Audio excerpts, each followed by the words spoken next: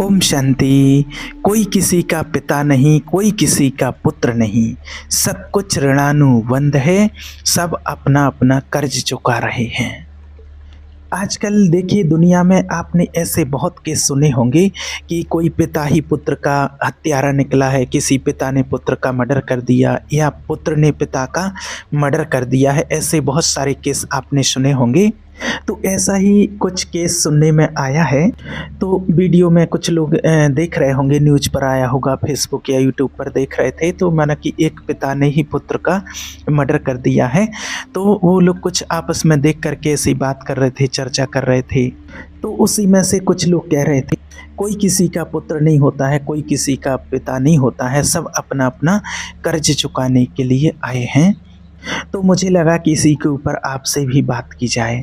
तो देखिए वास्तव में होता क्या है कि हर एक इंसान की अपनी यात्रा है। मेरी अपनी यात्रा है, मेरे पिताजी की अपनी यात्रा है, मम्मी की अपनी यात्रा है, भाई की अपनी यात्रा है, पत्नी की अपनी यात्रा है और बच्चों की अपनी यात्रा है। सबकी अपनी अपनी। आज जो हम एक दूसरे से जुड़ते हैं ये हमारे कर्मानुबंध होते हैं। कर्मानुबंध होते हैं। पुराना जो लेन देन होता है, जैसे मान लीजिए कि आपने इस जन्म में किसी व्यक्ति से पैसा लिया 1 लाख रुपए। अब आपने उस व्यक्ति को वो पैसा नहीं चुकाया, माना उसको लौटाया नहीं। वो व्यक्ति मांग मांग करके थक गया लेकिन आपने नहीं दिया। तो ऐसा नहीं कि आपने नहीं दिया तो ऐसा थोड़ी कि वो पैसा आपका बच जाएगा। क्या होगा फिर? उस व्यक्ति को फिर आपके घर में किसी भी रूप में आना पड़ेगा। हो सकता है वो आपके बच्चे के रूप में जन्म ले, आपकी पत्नी के रूप में जन्म ले करके आए, माना उसका जन्म कहीं हो और वो फिर आपकी पत्नी बन करके आए, आपकी पत्नी के रूप में आपके घर में आए और आपके जो वो पैसे जितने बाकी थे और उसका जो ब्याज जितनी देर बाद वो आएगा, उसका जो ब्याज बनेगा।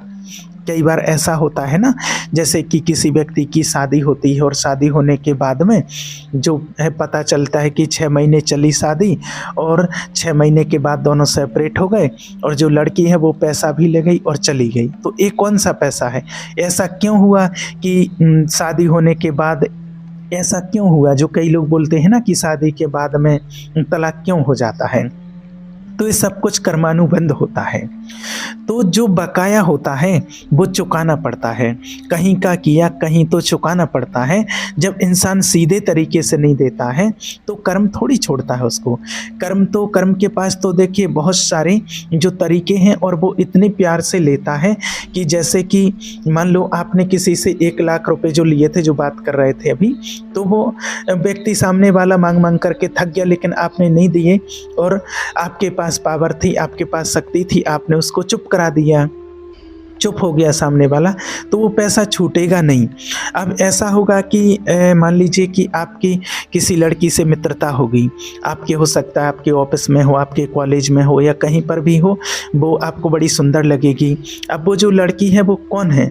वो जो आपका पैसा बकाया था वो लेने के लिए आई है, लेकिन आपको थोड़ी पता चलेगा। आपको लगेगा कि ये तो विश्व सुंदरी है, तो परी है और ये तो मुझसे प्यार करती है, मैं कितना स्मार्ट हूँ।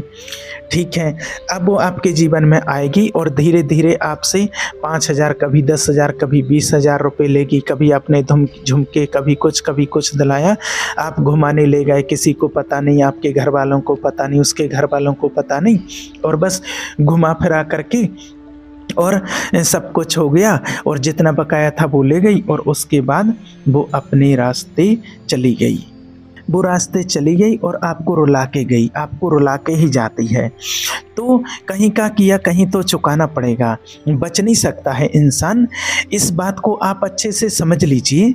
इसीलिए कहा जाता है कि कोई किसी का पिता नहीं होता है, कोई किसी का पुत्र नहीं होता, कोई किसी का भाई नहीं। ये सही बात है, क्योंकि हर एक इंसान जो आपसे जुड़ा हुआ है, चाहे वो किसी भी रूप में आपसे जुड़ा है, वो अपना कर्म पूरा करने के लिए आया हुआ है। क्योंकि अगर कोई किसी का भाई होता, समझना बात को, तो कभी भी ये सुनने में नहीं आता कि इन दोनों भाइयों के बीच में लड़ाई चल रही है। किस बात की लड़ाई भाई? एक खून है, किस बात की लड़ाई चल रही है? एक आपने देखा होगा कि एक जरा सी ज़मीन के टुकड़े के लिए लड़ाई हो जाती है, 5,000 रुपये के पीछे लड़ाई हो जाती है। भाई भाई है तू मेरा, 5,000 क्या 10,000 रख ले, क्या दिक्कत है? तो अच्छा, ऐसा भी नहीं कि सबकी लड़ाई हो रही है। कई बार ऐसा भी होता है कि आपने किसी व्यक्ति को बहुत प्रेम दिया, किसी व्यक्ति का आपने जीवन सुधार दिया, है ना? अब उस व्यक्ति का बकाया है आपके ऊपर, कर्ज है।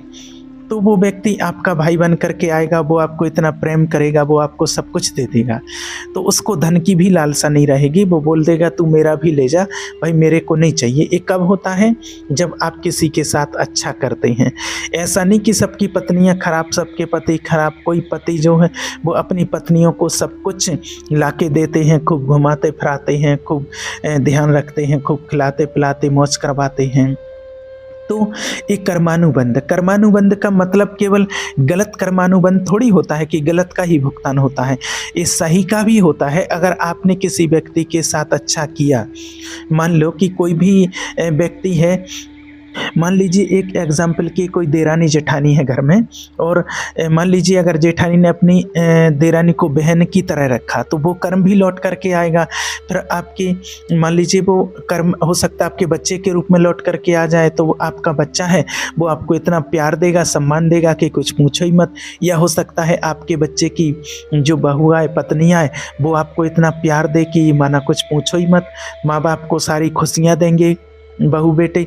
तो इसी तरह से आपने ये भी देखा होगा कि जैसे किसी का लड़का होता है, लोग कहते हैं मेरा लड़का है, तो आपने भी सुना होगा कि मैंने तो देखा भी है अपनी आंखों से कि एक पिता, माता पिता के 4 लड़के, लेकिन वो चारों लड़कों में से एक भी लड़का उसको रख नहीं पा रहे हो, चारों बढ़िया कमा रहे हैं। ये मेरी आंखों देखी बात बता रहे हैं, चारों बढ़िया कमा रहे, किसी के पास कोई कमी नहीं है। लेकिन माता पिता की उम्र लगभग 75-80 साल होगी, और दोनों अकेले एक छोटे से रूम में रहते हैं जहाँ पर ठीक से लाइट नहीं है, और वहाँ पर दोनों अकेले खाना बना करके खा रहे हैं। ये मेरी बिल्कुल प्रैक्टिकल आंखों देखी हुई बात है। और फिर धीरे धीरे करके क्या हो गया, पिता तो उनके चल बसे, पिता उनके चल बसे, और फिर माँ अकेली बची। और माँ जो अकेली बची तो वो अकेली रह रही, कहीं यहाँ कभी वहाँ कभी वहाँ चली जाती। और फिर क्या होता है, देखो माँ तो माँ होती है। अब उसके एक बेटे की किडनी खराब हो जाती है, मैंने दोनों किडनी खराब हो जाती हैं, तो माँ ने किडनी भी दे दी उसको। माँ ने उस अपने बेटे को किडनी दे दी, और वो उसको खाने के लिए नहीं भी देता, फिर भी माँ ने किडनी दे दी। और उसके बावजूद भी वो बेटा सही हो गया, सब कुछ करने लगा, उसके बावजूद भी खाने को नहीं दे रहा, और उसके बावजूद भी माँ के कमरे की लाइट काटती उसने कि बिल ज़्यादा आता है। ये मेरी आंखों देखी हुई बात है। अब वो बेचारी गर्मियों में, सर्दियों में, अकेली अंधेरे में जैसे करके भी अपना चला रही है, कभी कहीं चली जाती है, कभी कहीं चली जाती है। लेकिन मजाल है कि जिसको किडनी दी वो, या और उन चारों में से कोई कह दे कि मान लो साथ में नहीं रह पाते तो हम कम से कम खाना ला करके दे देंगे। और कई बार ऐसा भी देखा गया है कि कई लोग जो टिफ़िन का काम करते, तो टिफ़िन वो पूरी दुनिया में सबको बना के दे रहे होंगे। जैसे टिफ़िन का बिजनेस करते हैं ना, तो वो सबको खिला रहे होंगे टिफ़िन, लेकिन एक टिफ़िन वो माता पिता को नहीं दे पाते हैं। तो बताइए कि कौन किसका पिता, कौन किसकी माता। और देखिए, ऐसा भी नहीं कि सारे बच्चे खराब होते हैं, बहुत सारे बच्चे ऐसे भी होते हैं कि हथेली पर बिठा करके रखते हैं माता पिता को। एक कर्मानुबंध होता है। तो कुल मिला के बात यह है कि जो जैसा करेगा वो वैसा ही भरेगा। आपने जो भी दिया है वो सब कुछ आपके पास किसी भी माध्यम से लौट करके आएगा। तो इसीलिए अच्छे कर्म करो। और कई बार ऐसा होता है कि देखें, लोग किसी भी तरीके से पैसा कमाते हैं, कोई गलत तरीके से भी पैसा कमाते हैं, और फिर उनसे पूछा जाता है तो फिर वो कहते मैं तो अपने बच्चे के लिए ही कर रहा हूँ ना। तो मत करो आप ऐसा, क्योंकि जैसा धन वैसा अन्न, जैसा धन आप कमाते हैं और वैसा ही धन आएगा, जैसा धन आप कमा के लाते हैं वैसा ही अन्न आएगा, और फिर वैसा ही हो जाता है मन। जैसे आप धन कमा रहे हैं वो आपका बच्चा खा रहा है, ठीक है।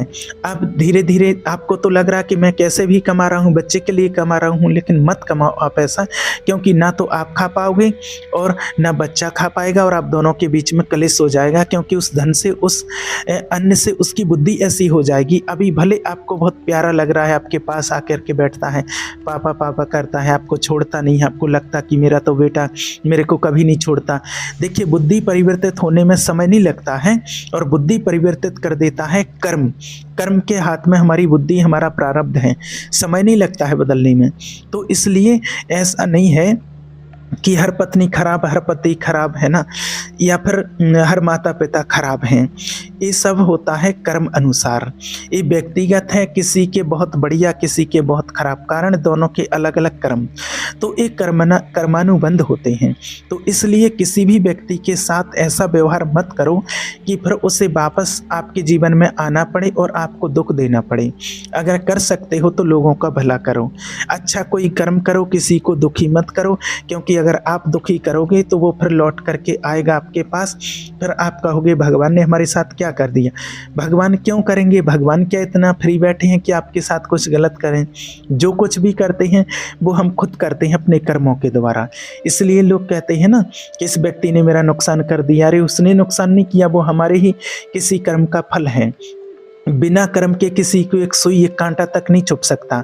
ये किसी का नुकसान होना, अस्पताल में पैसे लगना, या फिर कहीं भी पैसा डूब जाना, सट्टे में पैसा डूब जाना, ये सब क्या है, ये कर्मानुबंध होते हैं। किसी का लिया दिया नहीं है तो वो सेटल तो होगा, कैसे ना कैसे करके रोक नहीं पाओगे आप उसको।